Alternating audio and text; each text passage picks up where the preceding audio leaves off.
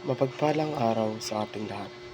Ako ang inyong lingkod, Elijah Paulian Valdez, at welcome sa ating daily devotions.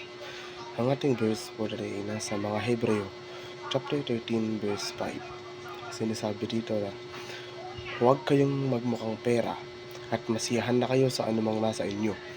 Sapagkat sinabi ng Diyos, hindi kita iiwan ni papabayaan man. Ang kasiyahan ay makakatulong sa iyo na makilala ang pagitan ng mga kagustuhan at mga pangangailangan. Kapag kontento ka na, maaaring hindi ka maghahangad ng higit pa sa kailangan mo. Ang kasaganaan ng kasalukuyan ay sapat na upang mamuhay ng masaya at malusog. Ang kasiyahan ay kadalasang humahantong sa pagkaunawa na ang kagalakan ay hindi nagmumula sa materyal na mga bagay. Sa halip, ang kagalakan ay nagmumula sa kaibuturan. Kapag nagagawa mo makilala ang iyong mga gusto mula sa iyong mga pangangailangan, hihinto ka sa labis na pasanin sa iyong sarili. Inaalis mo ang iyong sarili mula sa stress ng pagnanais ng higit pa. Ang kasiyahan ay nagtataguyod ng pagiging simple. Tinuturuan ka nitong maging masaya sa kung anong meron ka, maliit man o sagana. Sa halip na hilingin na lumago ang iyong mga ari-arian, sinimulan mong magtrabaho sa personal na paglago. Dahil sa pagtatapos ng araw, ang panloob na kapayapaang pinamumunuan ng kasiyahan maaring mas mahalaga kaysa sa sasakyan na iyong minamaneho o maging sa bahay na iyong tinitirhan.